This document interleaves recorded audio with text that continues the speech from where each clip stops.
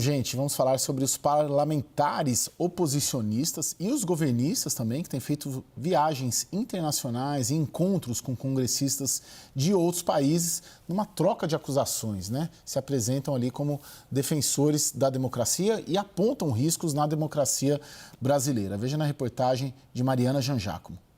A comitiva em Washington foi liderada pela senadora Elisiane Gama. Na agenda, reuniões com parlamentares democratas americanos, entre eles o deputado Jamie Raskin e o senador Bernie Sanders. Um resultado muito importante. A missão principal da nossa delegação, que é a democracia, foi a pauta defendida por ele, naturalmente por todos nós. Os políticos brasileiros e americanos discutiram o ataque ao Capitólio no dia 6 de janeiro de 2021 e as invasões aos prédios dos três poderes em Brasília em 8 de janeiro de 2023. A defesa da democracia também foi discutida com entidades civis dos Estados Unidos, segundo o Instituto Vladimir Herzog, que organizou a caravana. Os parlamentares ainda se reuniram com o embaixador do Brasil na Organização dos Estados Americanos, Benoni Belli. O diálogo também foi em torno da estabilidade democrática. O movimento dos governistas acontece pouco depois de viagens da oposição que levaram um discurso parecido para fora do Brasil, o de que o Estado democrático está ameaçado, mas por outros motivos. Deputados da oposição enxergam a prisão dos condenados dos atos de 8 de janeiro como excessos do Supremo Tribunal Federal, que teria passado por cima de garantias fundamentais. Em março, protocolaram uma denúncia na Comissão Interamericana de Direitos Humanos da OEA. No mês passado, Eduardo Bolsonaro e outros parlamentares de oposição foram ao Parlamento Europeu em Bruxelas. A missão, para eles, era denunciar o que veem como ameaças à democracia, como ataques à liberdade de expressão e perseguição política do atual governo aos opositores. Brazil is today an experiment. It's a laboratory of how to implement a dictatorship disguised as a free country, as a democracy. E Lorival, como que os gringos, os estrangeiros, enxergam a situação da democracia brasileira? Porque uma parte vai lá e diz uma coisa, a outra parte vai lá e diz outra coisa. Bem, existem dois aspectos, né, nessa situação. Em primeiro lugar, é que os americanos não fazem a menor ideia do que acontece no Brasil, né? Assim, não tem notícias sobre o Brasil. Folheia os jornais americanos, você não encontra nada sobre o Brasil. Então, você pode dizer impunemente o que você quiser sobre o Brasil, né? E que terá ressonância para os grupos que considerarem que aquela narrativa é conveniente, né, para suas próprias convicções. Esse é um aspecto. E o outro é que é o da manipulação mesmo, político-ideológica, né? Você, diante de você não ter nenhum tipo de ponto de partida, de fatos, né, e você fica apenas com as narrativas, você pode, a partir dali, construir o que você quiser. É pura ficção, né? Então, é bastante...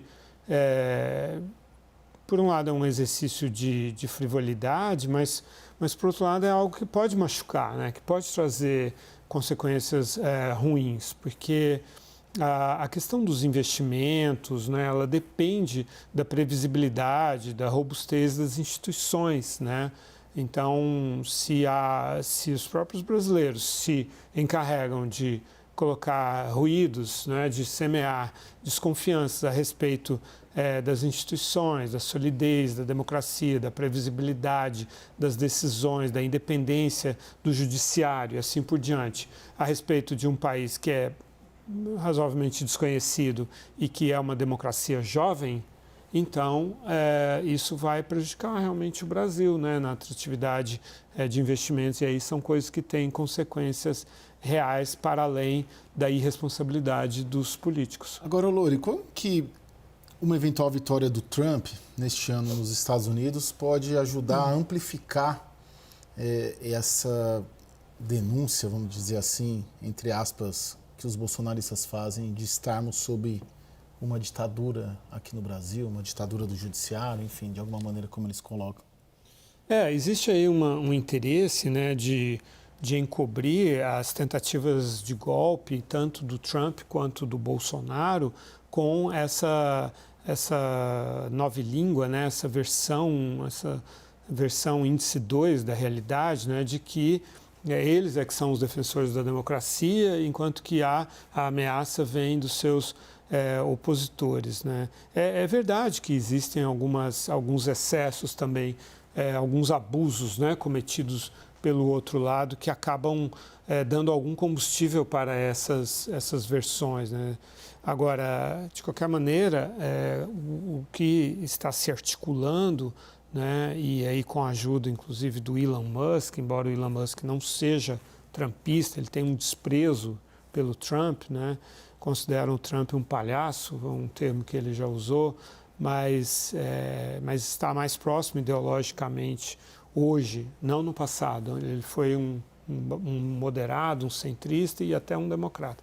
Mas hoje ele está mais próximo dos conservadores e aí eles criam, então, plataformas de difusão, né, dessas versões no Twitter, no Truth Social, que é a rede criada pelo Trump, em toda a mídia de direita, né, que existe, Fox News e a partir dela outras menos conhecidas, que criam realmente uma caixa de ressonância e eles sabem que eles conseguem tracionar essas ideias e criar conjuntamente ali, um repostando o outro, conseguem ir se beneficiando dessas narrativas. Ô, Léo, você sente essa caixa de ressonância que o Lorival diz, esse aspecto principalmente do Elon Musk fazendo um impacto? Está começando a ter muito essa leitura, né, de que teve um efeito, está tendo um efeito no sentido de uma contenção do judiciário, tanto a entrada do Elon Musk, as críticas que ele fez ao ministro Alexandre de Moraes, os bolsonaristas levaram isso para os Estados Unidos, levaram para a Europa. Está de fato fazendo um efeito? Você sente setores do judiciário defendendo uma contenção maior e aí, nesse sentido, se alinhando ali à demanda dos bolsonaristas? Olha, Caio, eu acho que existe sim uma tentativa de fazer uma descompressão dessa relação. O problema é se é possível fazer esse tipo de movimento, não é? Se colocou muito que essa questão do Tribunal Superior Eleitoral em relação ao senador Jorge Saif, que enfim, agora o TSE reabriu, né, um processo por mais provas, para coletar mais provas em relação a ele. Antes tinha sinalizado que haveria uma troca aí entre o pessoal da direita alivia o discurso contra o judiciário tenta tirar um pé também. Então, eu fico na dúvida se é possível fazer esse tipo de composição. E aí, quando a gente olha para esses movimentos internacionais, o que me vem à cabeça é que tanto a direita quanto a esquerda, hoje, elas têm muita dificuldade de dialogar, né? A elite brasileira está muito fraturada, né? A ponto de que, ao invés de você estar negociando uma recomposição dentro do Congresso Nacional, você está denunciando seu adversário lá fora, né? Mostrando realmente que a gente tem franjas importantes da política nacional que, assumindo esses ares de denúncia, né, de que o adversário não é democrático, de que há um processo de supressão acontecendo, isso mostra que a capacidade de composição aqui no Brasil é muito precária, muito delicada. Ô, Clarissa, você conversa bastante no governo, Palácio do Planalto, PT. O PT, em 2018, explorou bastante a ameaça democrática, perdeu a eleição. Em 22 explorou um pouco menos, mas explorou também a ameaça democrática de uma reeleição do Bolsonaro e ganhou. Você sente que para 26 o governo, o Partido dos Trabalhadores virá com o discurso da ameaça democrática novamente, a despeito do Bolsonaro não poder ser candidato? Eu acho que não deveria, pelo menos pelo cenário que a gente vê hoje, mas é difícil a gente prever o que o governo vai fazer, porque a sensação que dá é que eles estão muito descolados da realidade, né? A gente está vendo um governo muito preso ao passado, muito preso à forma com que o presidente Lula fez política em seus governos anteriores, né? Agora, quando a gente olha para essa projeção internacional da política brasileira, eu acho que a gente tem dois componentes importantes aí. Primeiro é o da polarização política. essa polarização que traz esse componente que você está trazendo. Porque no mundo polarizado, essas forças políticas na ponta buscam apoio, né, externo. O PT sempre fez isso, à esquerda. Quanto mais à esquerda o PT estava, mais ele se linkava com grupos de esquerda no exterior. Ele faz esse gesto até hoje.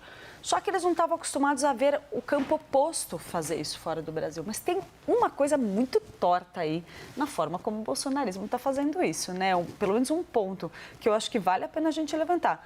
Pô, tinha deputado brasileiro com essa história do Elon Musk fazendo discurso nas redes sociais em inglês. Para quem que esses caras estão falando? Né? Ele está falando para o Brasil ou ele está querendo fazer firula lá fora? Então, assim, é um oportunismo que pega carona nessa internacionalização viabilizada pelas redes sociais. Então, uma coisa é movimento político mesmo, de fato, como a gente vê o PT historicamente fazer, a gente vê a direita passar a fazer agora também. E outra coisa é essa turma que só quer aparecer. Daniel, de certa maneira, esse discurso, essa defesa democrática entrou bem no Itamaraty também, né? A defesa da democracia tem sido um dos temas e uma das agendas, pelo menos com os Estados Unidos, com o próprio Estados Unidos assinando protocolos nesse assunto. Você sente que é um dos eixos da política externa do governo Lula também, a defesa da democracia e apontar ali a ameaça democrática nos adversários? Tem agora no G20 mesmo um debate bastante intenso sobre combate à desinformação, discurso de ódio nas redes sociais, fortalecimento da democracia. E estou falando do G20 porque o Brasil exerce a presidência. Mas quando a gente fala de democracia, o conceito de democracia que a gente está falando não é exatamente o conceito de democracia que parlamentares brasileiros estão defendendo no exterior. O que eu estou percebendo muito é uma agenda muito instrumentalizada nessas viagens. Aí a gente teve os parlamentares da base do governo ali, basicamente fazendo um contraponto ao que parlamentares muito conservadores, mais de direita, foram fazer primeiro no Congresso americano e depois não chegaram a entrar no Congresso americano, tiveram que fazer um discurso do lado de fora, ou no Parlamento Europeu, no Parlamento relativamente esvaziado. E ali você tem uma tentativa de apropriação por esse grupo de deputados mais conservadores de um discurso que é absolutamente válido no caso de Venezuela, Nicarágua, Cuba, onde de fato não existe democracia, onde de fato existe perseguição a jornalismo e censura. Mas é impossível comparar as coisas. Quer dizer, nós somos jornalistas profissionais aqui, temos os nossos embates, temos as nossas brigas diárias com o governo, com o Supremo, enfrentamos esses embates com as nossas fontes e muitas vezes embates duros, mas ninguém aqui sofre censura, vai? Vamos combinar que ninguém aqui está sofrendo censura e nós seríamos os primeiros interessados em denunciar isso. E aí você tem uma instrumentalização de discurso, até um uso de palavras que cabe com muito sucesso ali pelos asilados venezuelanos, pelos asilados nicaragüenses, cubanos, mas que é difícil de se aplicar ao caso brasileiro. Você tem uma tentativa de falar para a diáspora brasileira cada vez maior e que, no caso desses países, também se identificou muito com a direita, com quem estava combatendo os governos de esquerda na região. E tem uma tentativa de tornar as coisas mais difíceis para o governo Biden. Quer dizer, se o Biden consegue uma reeleição, consegue um segundo mandato, um discurso repetido à exaustão lá fora, de que nós vivemos uma ditadura jurídica aqui no Brasil, dificulta um alinhamento do governo Biden com o governo Lula. E se for Trump, quer dizer, fica muito mais tentado ali o Partido Republicano, a própria Casa Branca, possivelmente, em adotar um discurso duro, para não falar até em sanções, que eu acho difícil, mas é o que se pede, né? Sanções ao Brasil. Então, vejo essas três linhas, né, principalmente da direita, buscar. Quer dizer, igualar o discurso ali de um conjunto de países de uma forma forçada, falar com a diáspora brasileira e dificultar a vida de Biden ou facilitar um engrossamento do discurso de Trump com o Brasil.